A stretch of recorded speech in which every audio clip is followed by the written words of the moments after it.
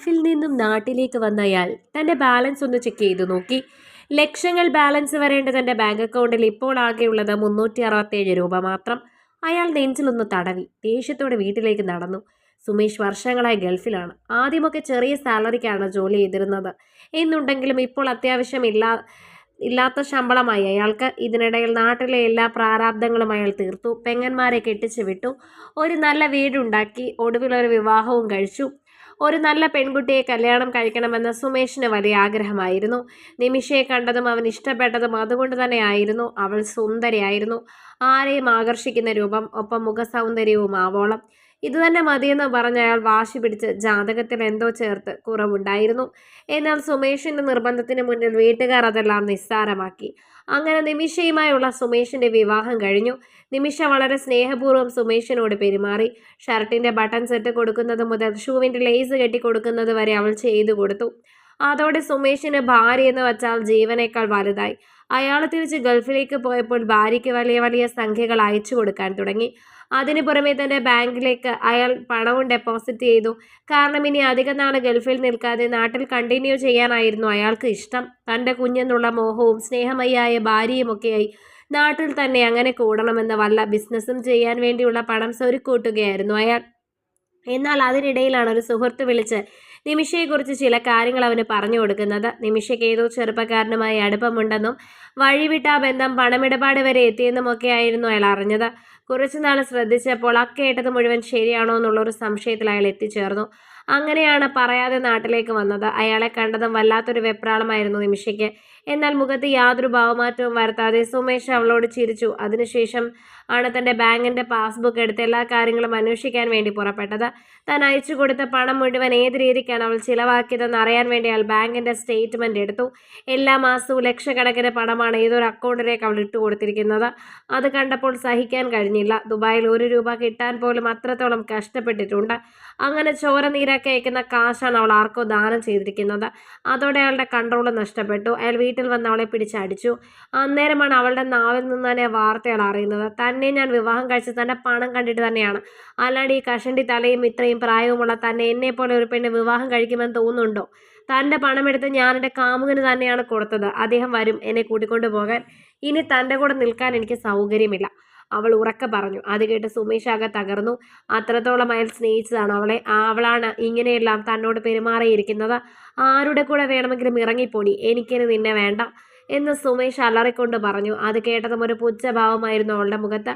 അവൾ ഫോൺ എടുത്ത് ആരെയോ വിളിച്ചു. ഉടനെ അവളെ കൊണ്ടുപോകാൻ വരാൻ പറഞ്ഞു. കാര്യങ്ങളെല്ലാം വീട്ടിൽ അറിഞ്ഞു എന്നും ഇനി തനിക്ക് ഇവിടെ നിൽക്കാൻ കഴിയില്ല എന്നും അവൾ വിളിച്ചയാളിനെ വിശദമായി പറഞ്ഞു കേൾപ്പിച്ചു. അവൻ വന്ന് തന്നെ കൊണ്ടുപോകും, പിന്നെ സ്വർഗതുല്യമായ ജീവിതം ഞങ്ങൾ തയ്ക്കും എന്നെല്ലാം അവൾ കണക്ക് കൂട്ടി. ജീവ എന്നായിരുന്നു അവൻ്റെ പേര്. കോളേജിൽ പഠിക്കുമ്പോൾ ഉണ്ടായൊരു സൗഹൃദം പ്രണയമായി മാറുകയായിരുന്നു. അങ്ങനെ പ്രണയം നല്ല രീതിയിൽ മുന്നോട്ട് പോകുമ്പോഴാണ് സുമേഷിൻ്റെ ആലോചന വരുന്നത്. അയാളെ കണ്ടപ്പോൾ ഒറ്റ നോട്ടത്തിൽ തന്നെ അവൾക്ക് ഇഷ്ടപ്പെട്ടില്ല.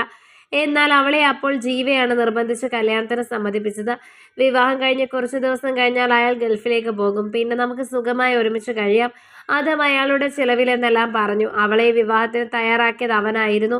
എല്ലാ ATM കാർഡും അവളുടെ അടുത്തായതുകൊണ്ട് എപ്പോൾ പണം ഇട്ടാലും അത് മുഴുവൻ അവൾ വലിച്ചുകൊണ്ട് പോകും. പാവ സുമേഷ് ഒന്നും അറിഞ്ഞില്ല. കൂട്ടുകാരൻ വിളിച്ചു പറയുമ്പോൾ തനിക്ക് പറ്റിയ വലിയ അബദ്ധം അയാൾ മനസ്സിലാക്കിയത്. അങ്ങനെയാണ് നാട്ടിലേക്ക് വന്നത്. തന്നെ കൊണ്ടുപോകാൻ പറഞ്ഞ് നിമിഷ വീണ്ടും ജീവയുടെ ഫോണിലേക്ക് കോൾ ചെയ്തു. എന്നാൽ അത് സ്വിച്ച് ഓഫ് ആണെന്നാണ് അറിയാൻ കഴിഞ്ഞത്. അതോടെ അവളുടെ ഉള്ളിൽ ഒരു കൊള്ളിയാൻ മിന്നി. എന്തൊക്കെയോ അപായ സൂചനകൾ അവൾക്ക് ലഭിച്ചു. അപ്പോഴും ജീവ തന്നെ ചതിക്കുമെന്ന് അവൾ വിശ്വസിച്ചിരുന്നില്ല. എന്നാൽ ഓരോരുത്തരെ വിളിച്ച് അന്വേഷിച്ചപ്പോൾ അവൾക്ക് കാര്യങ്ങളെല്ലാം പിടികിട്ടി. തന്നെ കരുവാക്കി പണം തട്ടിയെടുക്കുകയായിരുന്നു അവൻ. അതോടെ എന്ത് വേണമെന്ന് അറിയാതെ അവൾ നിന്നു. ഈ കഥ അറിഞ്ഞതോടെ സ്വന്തം വീട്ടുകാർ അവളെ കൈ ഒഴിഞ്ഞു. ഇനി ആ വഴിക്ക് വന്നു പോകരുതെന്ന് പറഞ്ഞു. അത്രയും വിശ്വസിച്ച ജീവിത വലിയൊരു എമൗണ്ട് തന്നെയായിരുന്നു തട്ടിയെടുത്തത്. തന്നെ ഉപേക്ഷിച്ച് കളഞ്ഞു എന്നുള്ള യാഥാർത്ഥ്യം അവൾ ഉൾക്കൊണ്ടു. അവസാന പരിശ്രമം എന്നുള്ള രീതിയിലാണ് അവൾ സുമേഷിനെ ചെന്ന് കണ്ടത്.